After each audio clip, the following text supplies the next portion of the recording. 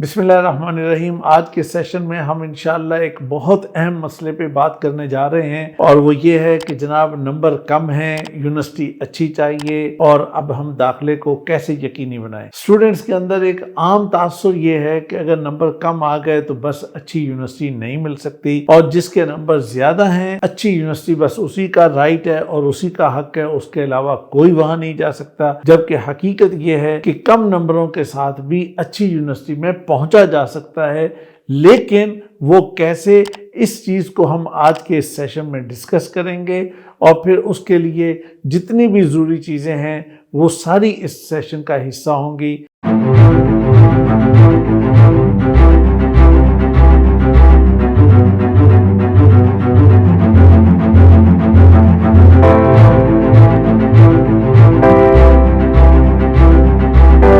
मेरे अजीजों, सबसे पहली बात तो आप ये समझ लीजिए कि नंबर कम है या नंबर ज़्यादा है ये एक अलग मसला है और यूनिवर्सिटी के अंदर एडमिशन को सिक्योर करना ये एक अलग मसला है और ये एक पूरी साइंस है जिसको ठीक से समझ लेना ज़रूरी होता है। अगर किसी को समझ आ जाए तो कम नंबरों के साथ भी पाकिस्तान की नंबर 1 या टॉप की यूनिवर्सिटीज़ के अंदर पहुंचा जा सकता है और अगर ना समझ आए और किसी को ना पता हो तो नंबर जितने मर्जी आ जाएं इसके बावजूद एडमिशन नहीं होता। तो असल बात क्या है? असल चीज ये है स्ट्रेटजी, कि स्ट्रेटजी क्या होनी चाहिए और वो स्ट्रेटजी कैसे बनती है। देखिए, सबसे पहली बात ये है कि आम तौर पे एडमिशन्स दो तरह से होते हैं। नंबर एक, एडमिशन का तरीकेकार ये होता है कि जी मेरिट बनता है और मेरिट ये बनता है कि जनाब जो आपके मैट्रिक के नंबर हैं, जो आपके एफएससी के नंबर हैं और उसके अलावा ये है कि बाज इदारे मसलन बहुत कम अब तो रह गए हैं, वरना गवर्नमेंट की यूनिवर्सिटियां ये करती थी कि मैट्रिक और एफएससी के नंबर लिए और उसका मेरिट बनाया और उसका जनाब एक्सेल शीट ने ऐलान कर दिया कि अच्छा भाई इसका दाखिला हो गया और इसका नहीं हुआ। नंबर दो तरीके का, इसके साथ ही इसी का एक पार्ट ये भी होता था कि जनाब मैट्रिक के नंबर, इंटर के नंबर और एंट्री टेस्ट एक लिया और उसकी वेटेज बहुत थोड़ी सी होती थी। फॉर एग्जाम्पल 30% जनाब वेटेज है इसकी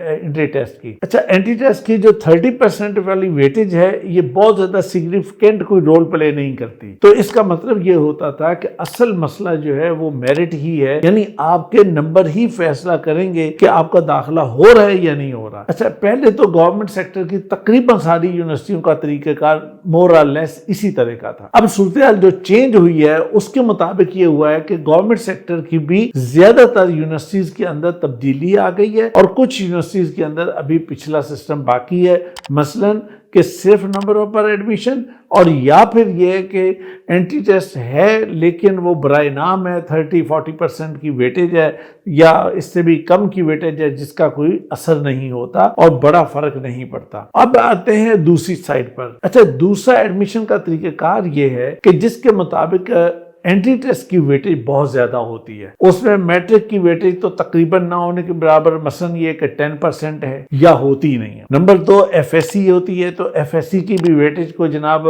15% या इसके आसपास रख दिया। अब बताइए कि अगर फर्ज किया कि नंबर किसी ने 1050 भी लिए हुए हैं और वेटेज है 15%, अब क्या रोल प्ले करेंगे ये नंबर? अच्छा, अब बाकी जो वेटेज है मसलन 75% वेटेज आ जाए अगर एंट्री टेस्ट की, तो इसका मतलब सीधा है कि भाई अब एडमिशन जो है वो एंट्री टेस्ट की बेस पर होगा। अब एडमिशन जो है वो नंबरों की बेस पे नहीं होने लगा, या एंट्री टेस्ट की वेटेज जो है वो 85% तक भी होती है। तो अगर 85% तक चली गई तो अब क्या रह गया पीछे? अब एफएससी के नंबर या मैट्रिक के नंबर या बाकी चीजें, इसकी वैल्यू क्या रहेगी? तो वैल्यू नहीं रहती। अब इस सारी सूरत हाल का, एक्चुअल बात का स्टूडेंट्स को पता नहीं होता, पेरेंट्स को नहीं पता होता, अब वो दूर से बैठे होते हैं। अच्छा, दूसरा फिर एक मसला साथ ये भी पैदा होता है कि ये जो मुख्तलिफ जगहों पे, मुख्तलिफ एकेडमी या बाकी जगहों पे, तो वो उनका अपना एक स्टाइल होता है कि वो उस अंदाज से चीजों को बता रहे होते हैं, लेकिन जो हकीकत है वो स्टूडेंट तक नहीं पहुंच पाती। तो लिहाजा मैं ये समझता हूं कि ये जो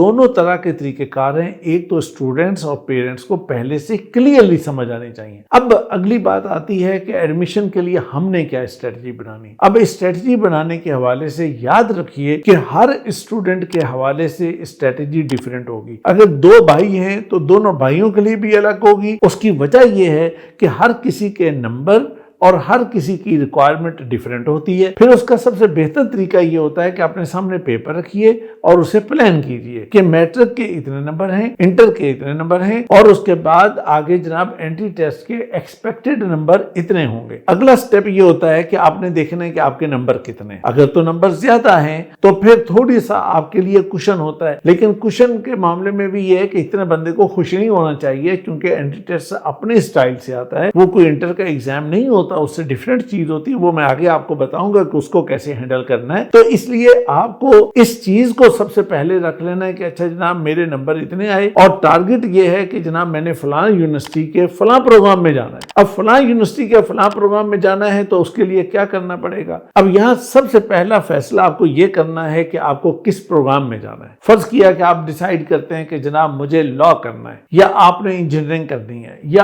آپ نے کسی اور پروگرام کے بارے میں ڈیسائیڈ کر لیا۔ اب یہ پروگرام کہاں کہاں آفر ہوتا ہے، اب اس کے مطابق آپ دیکھیں گے کہ اچھا جناب میرے پاس نمبر تو اتنے ہیں، اب یہ یونیورسٹیاں ہیں، یہ میری 4 یونیورسٹیاں پسند کی ہیں، اب ان میں سے کون کون سی یونیورسٹی کا طریقہ کار کیا ہے۔ اب اگر نمبر زیادہ ہیں تو پھر اس کے بعد اس کا مطلب یہ ہوا کہ سیدھا آپ نے انٹری ٹیسٹ پہ فوکس کر لینا۔ اب اگر نمبر کم ہیں تو پھر کیا ہے؟ پھر یہ ہوگا کہ اگر آپ کے نمبر کم ہیں تو پھر آپ نے میرٹ فارمولا دیکھنا ہے۔ اب اس کے اندر جن یونیورسٹیز کے اندر انٹری ٹیسٹ کی ویٹیج زیادہ ہے اور دوسری سائڈ پہ ویٹیج کم ہے، آپ نے وہ یونیورسٹیز لے لی ہے۔ اب آپ نے انٹری ٹیسٹ میں اپنی کارکردگی جو ہے وہ بہتر کرنی ہے۔ اب اس کے لیے ضروری ہے کہ آپ کی انٹری ٹیسٹ کی تیاری اچھی ہو۔ انٹری ٹیسٹ کی تیاری کے لیے میں یہ سمجھتا ہوں کہ آپ کو 2 مہینے ڈیڈیکیٹڈ ہو کے پوری توجہ کے ساتھ لگانے چاہیے اور اس کے اوپر محنت کرنی چاہیے۔ اچھا یہاں پہ انٹری ٹیسٹ کے پیٹرن کو سمجھنا بڑا ضروری ہوتا ہے، اور اس کی میں اگزامپل دیتا ہوں نسٹ کی اور پیاس کی۔ فار ایگزامپل نسٹ میں انٹری ٹیسٹ کا سوال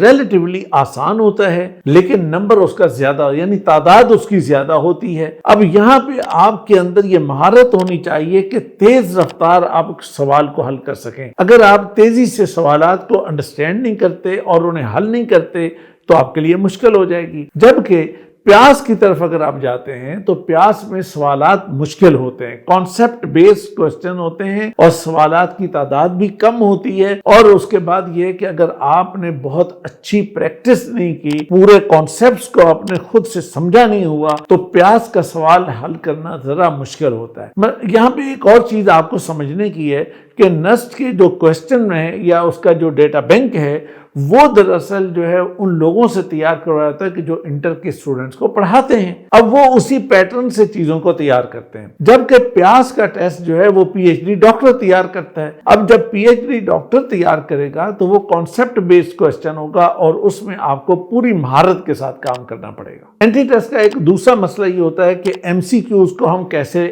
ہینڈل کریں اور کتنے اچھے طریقے سے ہینڈل کر سکتے ہیں، اور اس کے لیے اچھی اسٹریٹجی کیا ہوتی ہے۔ دیکھیے انٹری ٹیسٹ میں جو ایم سی کیوز کو اگر آپ کو اچھا ہینڈل کرنا ہے تو اس کے لیے سب سے پہلی اور بنیادی ضرورت یہ ہے کہ روزانہ پریکٹس کیجیے۔ نمبر 2، کانسیپٹس کو کلیئر رکھیے۔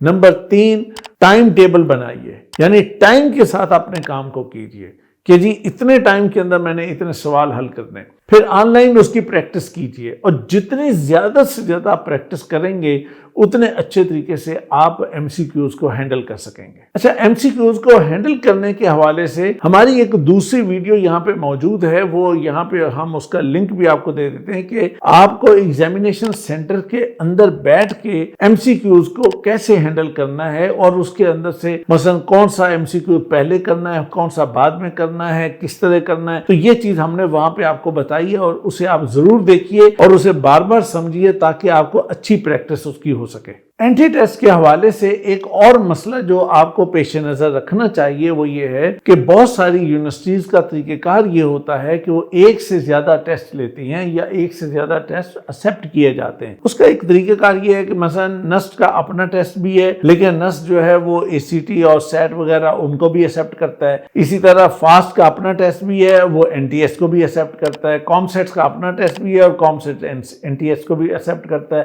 اب آپ کو کیا کرنا ہے؟ آپ کو بڑی دھیان سے اور پوری توجہ سے اس کا فیصلہ کرنا ہے کہ آپ کو کون سا ٹیسٹ لینا ہے۔ اچھا فرض کیا ہے کہ میں اگر ایف ایس سی والے اسٹوڈنٹ کو سامنے رکھوں تو ان کی بات کی جائے تو وہ این ٹی ایس کے ٹیسٹ میں اچھا پرفارم کر جاتے ہیں، اور اے لیول کے جو اسٹوڈنٹس ہیں وہ سیٹ، اے سی ٹی وغیرہ اور دوسرے ٹیسٹوں میں اچھا پرفارم کرتے ہیں۔ اسی طرح وہ فاسٹ کا جو انٹرنل ٹیسٹ ہے اس کے اندر بھی اے لیول والے بچے اچھا پرفارم کر لیتے ہیں۔ تو اس طرح سے آپ کو یہ دیکھنا ہے کہ کون سا ٹیسٹ آپ کے ساتھ کمپیٹیبل ہوگا۔ اچھا، اس کے لیے ایک اور چیز ہے کہ یہ چیز کبھی نہیں سوچنی چاہیے کہ بس ایک ٹیسٹ میں نے دے دیا اور یہ کافی ہے، نہیں، ایک سے زیادہ ٹیسٹ دینے پڑیں گے، چونکہ اس وقت کی جو حقائق ہیں، حالات ہیں، اس کے مطابق بیٹا یہ ہے کہ جو بھی ہے مجبوری بن چکی ہے کہ ہمیں ایک سے زیادہ ٹیسٹ دینے پڑیں گے اور یہ 2-3 دفعے ہمیں فیس دینی پڑے گی۔ اب اس کا علاج یہ ہوتا ہے کہ آپ اچھی پریکٹس کر لیں تاکہ آپ کے پہلے ٹیسٹ کے اندر اچھا سکور آ جائے، نہیں تو پھر آپ دوسرے میں کرنا پڑے گا، تیسرے میں کرنا پڑے گا۔ کم نمبروں کے ساتھ ایڈمیشن کو سکیور کرنے کے حوالے سے ایک اور اہم نقطہ یہ بھی ہے کہ مین کیمپس کے اندر میرٹ زیادہ ہوتا ہے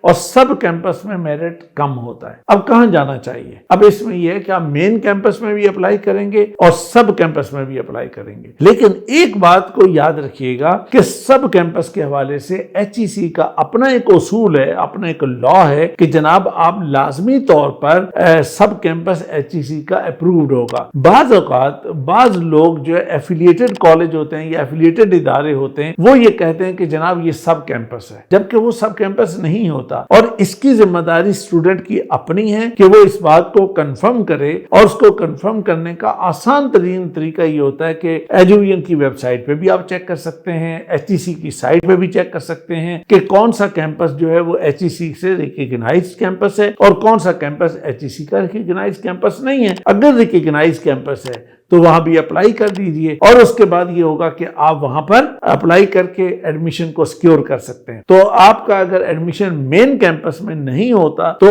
آپ اسی یونیورسٹی کے سب کیمپس کے اندر جا کے ایڈمیشن لے سکتے ہیں، اور اس طریقے سے آپ کا ایڈمیشن سکیور ہو جائے گا۔ میرے عزیزوں، کم نمبر آپ کی کامیابی میں کوئی رکاوٹ نہیں ہے۔ اصل چیز یہ ہے کہ سمارٹ حکمت عملی، اینٹی ٹیسٹ کی بہترین تیاری اور صحیح یونیورسٹی کا انتخاب کامیابی کا راز ہے۔ اپنے اوپر اعتماد رکھیے اور اس کے مطابق آگے بڑھیے، انشاءاللہ آپ کامیاب ہوں گے۔ میری دعائیں آپ کے ساتھ ہیں۔ خوش رہیے، شاد رہیے، آباد رہیے۔